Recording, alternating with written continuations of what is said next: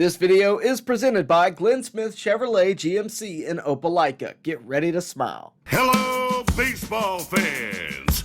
You're watching On Deck with Tyler Redmond. Well, hey everybody, and thank you for tuning in to Braves On Deck. And we all expect the Atlanta Braves to be very busy this offseason with plenty of money to spend and plenty of positions to fill. The Braves should be one of the more aggressive teams throughout this offseason, especially considering their lack of prospect capital that is big league ready. That said, that's not what we're here to talk about today. We're not talking about the shortstop position for this season or the bullpen or anything else for that matter. Instead, I would like to focus on the long-term success and plan for the Atlanta Braves. And the Braves over the years have been very good at that. They've been very good at locking up players for long-term and having success with those players 9 times out of 10. Think about it. Ronald Acuña, Ozzie Albies, Sean Murphy, Michael Harris, Matt Olson, Austin Riley. They all found success in a Braves uniform over a long period of time and still have time on their contracts. But we've already seen some of these contracts come to an end. Freddie Freeman's came to an end at the conclusion of the 2021 season, followed by Dansby Swanson's coming to an end the following year. And then, of course, Max Fried also has left for free agency. That all said, that opens the door to the question, who's next? And I'll tell you, you're not going to be too thrilled about who those guys are. At the conclusion of this year, one long-term guy that contract will come to an end unless the Braves do extend is Ozzie Albies. He's battled injuries. He's come off of injuries. In fact, he finished this season with an injury. But he has been a long-term staple at second base for the Atlanta Braves, and it will signal a shift if the Braves do not add to his tenure here, whether through free agency or by extension. At the end of this year, Chris Sale, who is not a long-term Brave, but has been very influential in the starting rotation of the past few seasons, has been really a guy that we've learned to kind of count on in a lot of ways. His contract comes to an end this season if the Braves do not extend him or re-sign him in free agency. Along with them, Reynaldo Lopez, which is a guy who has not been the star of the rotation, has battled some injuries here and there, but has been dependable and a surefire guy in the rotation when healthy. Along with him, Jurickson Profar, which obviously comes with some controversial opinions and a polarizing figure, a guy who's no doubt talented, but has had the off-the-field issues with potentially banned substances. That said, again, you will be signaling a shift if you move on from him. The Braves signed him expecting him to be a real player in the outfield. We haven't seen that consistently for obvious reasons. But again, if you move on from him, you are signaling a shift. Same as if you move on from Chris Sale, if you move on from Ozzie Albies, or even Reynaldo Lopez. But even that's not far enough ahead looking. That's the end of this season. The real question comes with what happens at the end of 2028. Because at the end of 2028, you could potentially be losing Ronald Acuña Jr. to free agency. And I know some of you are out there thinking, will Ronald Acuña really play for another team? It's possible. None of us thought Freddie Freeman would play for another team. And here he is winning World Series with the Dodgers. One more than he did with Atlanta, just to add on there. With Acuña, here's the thing. He's going to make right at about $17 million this year. He could make $30 to $40 million a year pretty much wherever he wanted in the free agent market. And the Braves are definitely going to have to give him a raise if they want to bring him back.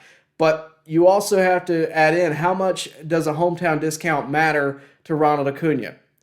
I don't know.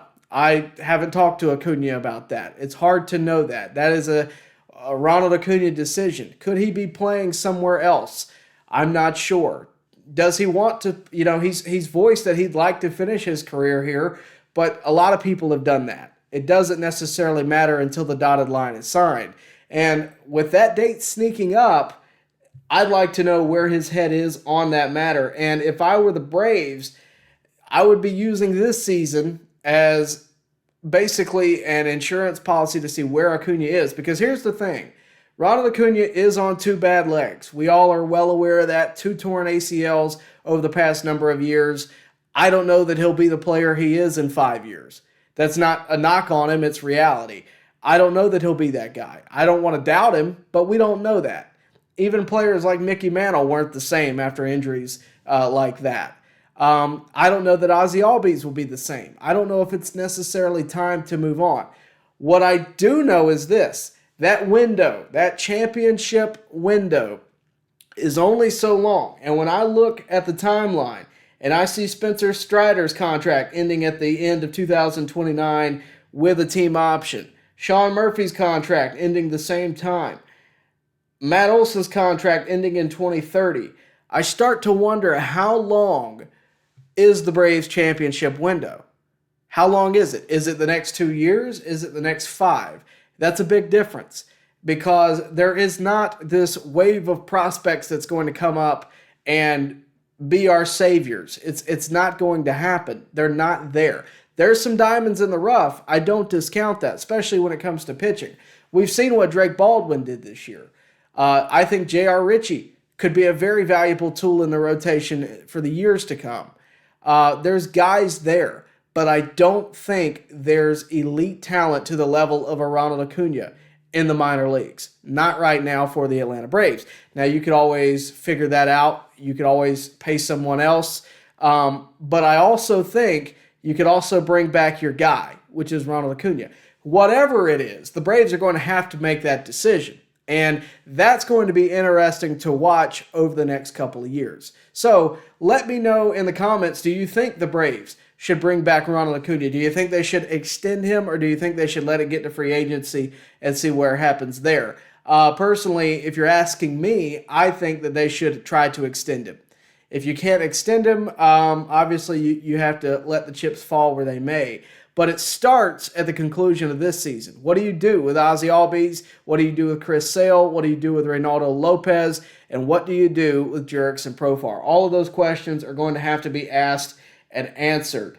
Acuña's contract is the most interesting to me, because obviously he and Albies and Michael Harris all kind of took contracts that were hometown discounts. I'll even throw Austin Riley in there. Long-term contracts that frankly could have been doubled elsewhere with the resumes that these guys have. They could have made far more money playing for the Padres or playing for the Dodgers or the Yankees or the Mets. They could have made far more money elsewhere, and they decided to take less money for financial security and to play for the team that frankly they had been with and had the history with, which there's something to be said for that with every single one of these guys. But they don't owe the Braves anything once those dates pass. They are unrestricted free agents. The question I have is, should the Braves let it get that far, or should they bring those guys back? Because really, when you look at where the Braves roster is, it's not like they've had a ton of success in the past 2 or 3 years. For work or play, it's Glenn Smith Chevrolet, Silverado and Colorados. Ready to roll for November. Get going in a powerful new full-size Chevrolet Silverado with discounts over $15,000 off. Test drive the midsize Chevy Colorados. Big performance and big discounts up to $6,500 off. People from all over the USA are coming to Glenn Smith Chevrolet. Get ready to drive and get ready to smile. In 2023, they were one of the most elite offenses I or you have ever seen. In 2024, they barely made the playoffs due to injuries. In 2025, they did not make the playoffs due to injuries. And you have to start asking yourself, is this a personnel issue? Is this a coaching issue? Is this a what kind of problem do we have? I've given my concerns on the strength and conditioning of the Atlanta Braves and just the programs that we have in place, and not because I have any knowledge of them. I don't. I'd like to, but I'm not an expert there. But when you have this many injuries, that's a growing concern. However, that's not necessarily indicative of the talent that you have on the field. I've seen what Austin Riley can do. I've seen what Ronald Acuña can do when healthy, when Albies can do when healthy. Frankly, all these guys. Sean Murphy hasn't really even found himself in Atlanta yet because he's been hurt 3 seasons in a row. So I'm curious to see what happens this year. This has got to be the year where these guys break out. Otherwise, I think the Braves would be somewhat correct if they did decide to start signaling a change, moving on from certain people who are either injury prone or are just not the best choice at the moment financially, or whatever the case may be. Because if the Braves are paying Ozzie Albies $5 million a year for 7 years, and then all of a sudden he wants $20 million a year, that's obviously a big jump for them financially. And yes, the luxury tax is gone, but I don't know that that's necessarily going to matter if they can afford someone cheaper that can get them by. Because think about it. What have the Braves done in situations like this? They didn't go out and pay Dansby Swanson or pay anyone else near what Swanson was making. No, they let Orlando Arcia take it for, no joke, a tenth of the price. And yes, he had an all-star appearance, and yes, he was solid that season. But overall, they did not replace Dansby Swanson. They made do without Dansby Swanson. And I'm curious to see what they'll do here, because they're going to have to replace quite a few guys if they don't bring them back. So we'll have to see what the Atlanta Braves do. Will they be a championship contending team in the next 5 years? Will they be in a rebuild in the next 5 years? All in all, it's going to come down to what do they do with Acuña, Albies, Profar, Sale, and beyond. We'll have to see what they do. Let me know down in the comments below what you think the Braves should do and what kind of moves you hope the Braves make this offseason. We have plenty more content coming, and of course, we'll get to everybody's questions in the comments as well. Let me know what you think down below. Baseball fans, make sure you like and share this video and subscribe to this channel. As always, thank you for your support.